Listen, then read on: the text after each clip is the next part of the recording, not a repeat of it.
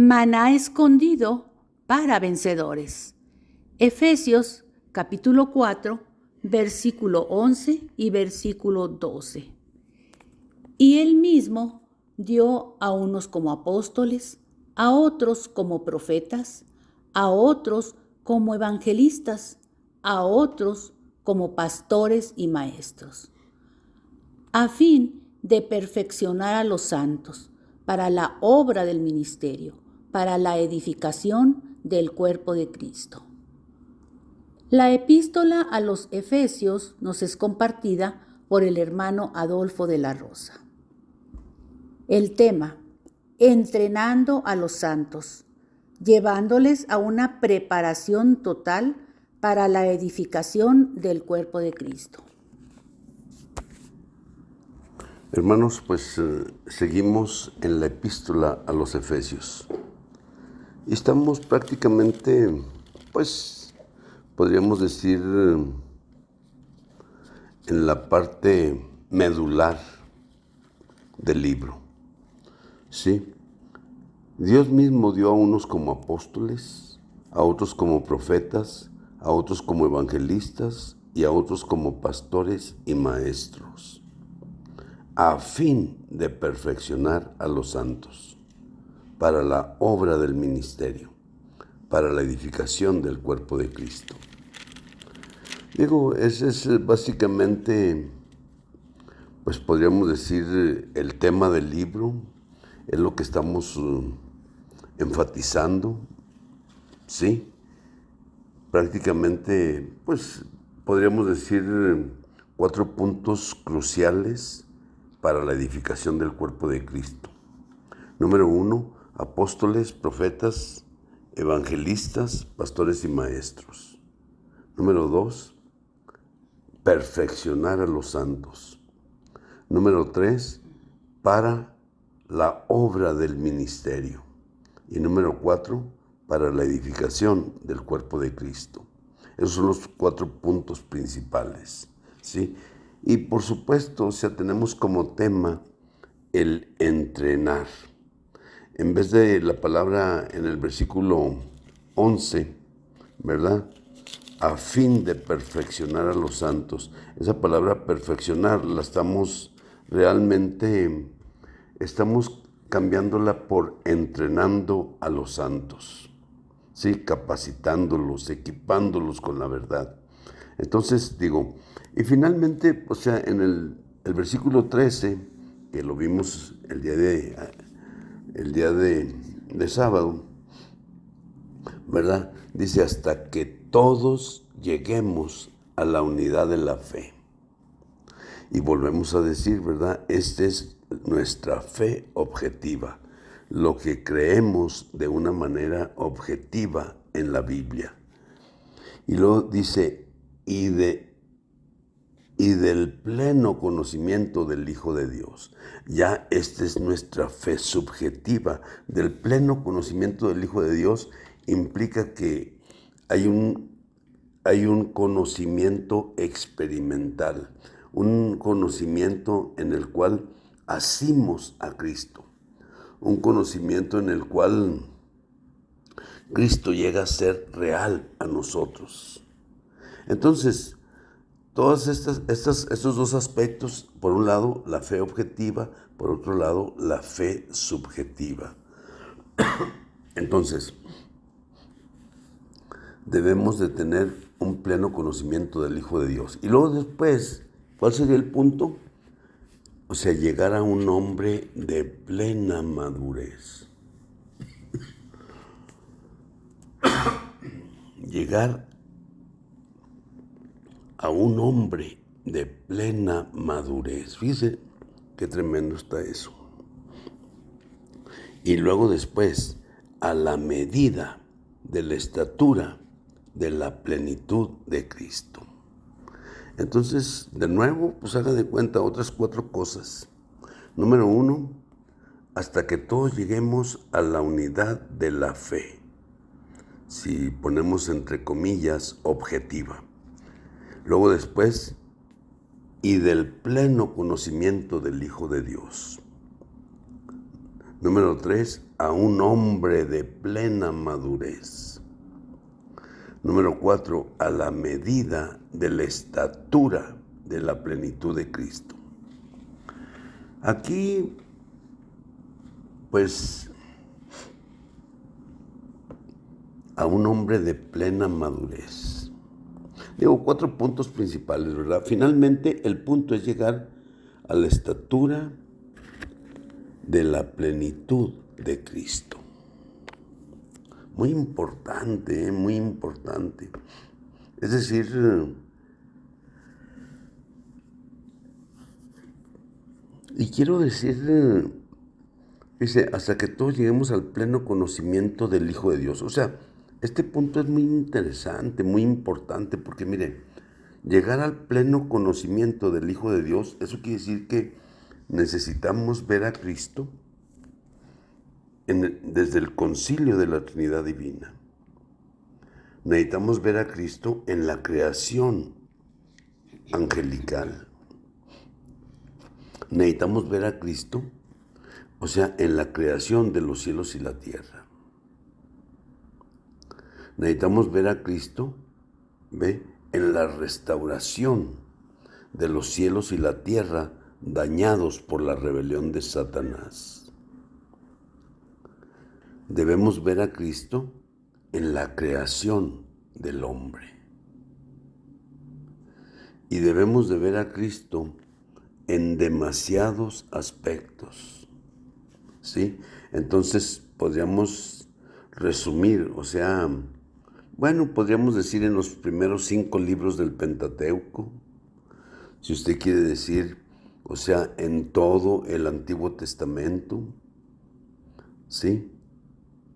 Y luego finalmente, bueno, no finalmente, ¿verdad?, también verlo en los Evangelios, verlo en el libro de los Hechos, en las epístolas, y luego finalmente verlo en el libro de Apocalipsis. Es decir, hasta que todos lleguemos al pleno conocimiento del Hijo de Dios. Digo, todos esos detalles que estamos mencionando, ese sería el pleno conocimiento del Hijo de Dios.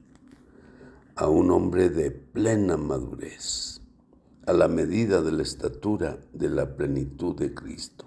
Ok, digo, está tremendo este verso, pero prácticamente es nuestra meta, podríamos decirlo así.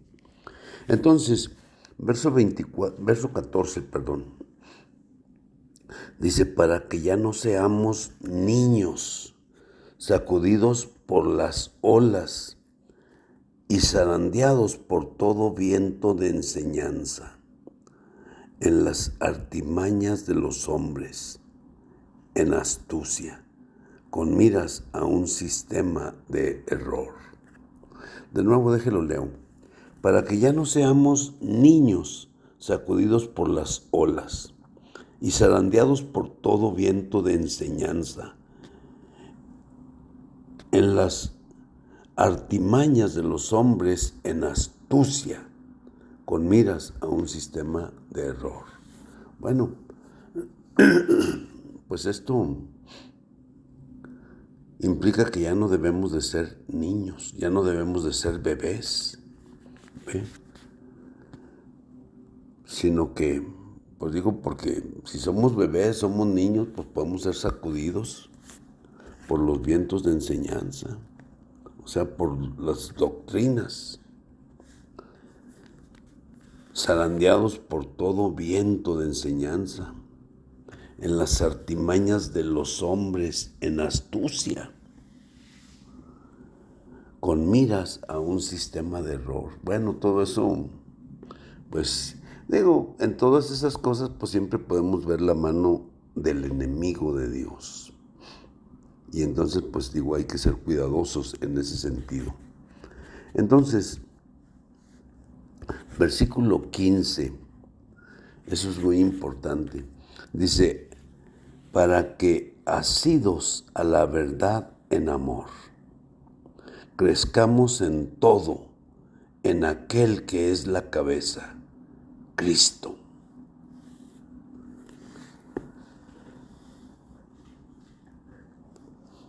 Déjenle leo el verso 16. Dice,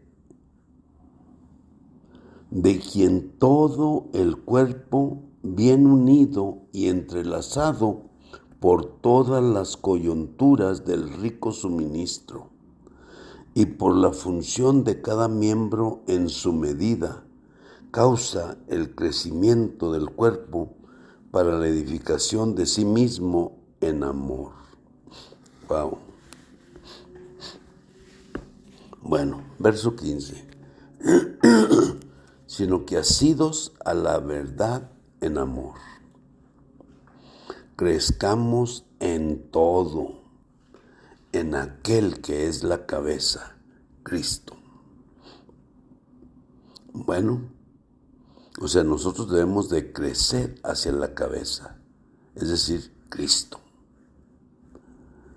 Entonces, pues siempre debemos de tener ese tipo de crecimiento, o sea, que sea constante. Dice el verso 16, de quien todo el cuerpo, es decir, Cristo, de quien todo el cuerpo, dice, bien unido y entrelazado por todas las coyunturas del rico suministro, bien unido y entrelazado por todas las coyunturas del rico suministro. ¿Quiénes son esas coyunturas? Esas coyunturas, pues podríamos decir, son los apóstoles, son los profetas, los evangelistas, los pastores y maestros. Entonces, esas coyunturas son las que permiten, ¿ve? O sea, que nuestros miembros se muevan adecuadamente. Por ejemplo, esas coyunturas sería el codo, serían las rodillas, ¿verdad? Y algunas otras cosas más. Pero eso hace que funcionen las manos, los dedos, ¿verdad? También, o sea, los pies. Entonces, hermanos, las coyunturas son importantísimas. Y dice coyunturas del rico suministro. Si usted quiere decir esas coyunturas, ¿verdad? Apóstoles, profetas, evangelistas, pastores y maestros. Entonces, las coyunturas del rico suministro y por la función de cada miembro en su medida. Entonces, una vez que las coyunturas están activas, ¿verdad? Cada miembro en su medida debe de funcionar para el crecimiento del cuerpo, para la edificación de sí mismo en amor. Wow. Pues es tremendo, son tremendos estos versos, ¿eh? Entonces debemos de estar unidos a las coyunturas. Las coyunturas, ¿verdad? Son esos hermanos como apóstoles, profetas, evangelistas, pastores y maestros. Pero esas coyunturas, digo, si lo vemos de otra manera, ¿verdad? O sea, son las que producen que todos los miembros, por ejemplo, cada dedo de mi mano, o sea, funcione adecuadamente de acuerdo a su función propia, y así el cuerpo se edifique a sí mismo en amor.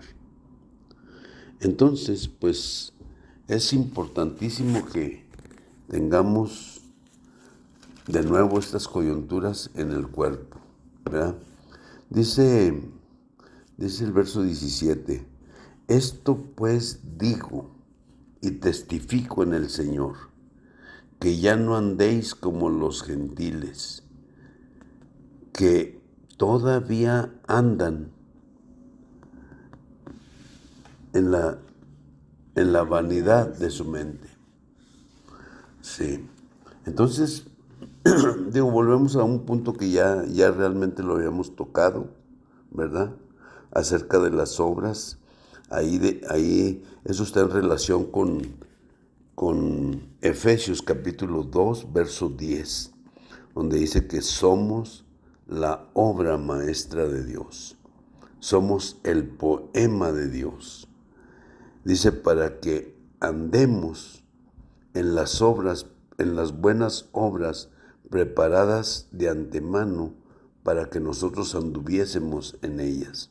Entonces, este punto ya lo tocamos bueno, digo yo, vamos a decir ahí, aquí, por ejemplo, en este asunto, nomás un recordatorio.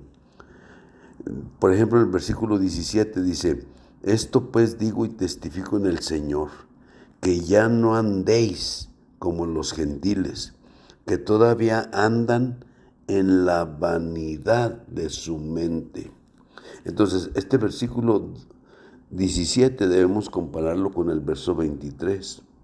O sea, que ya no andemos en la vanidad de la mente. Y entonces en el verso 23 dice, y os renovéis en el espíritu de vuestra mente. Entonces, no debemos andar en la vanidad de nuestra mente, pero sí debemos ser renovados en el espíritu de nuestra mente. Amén.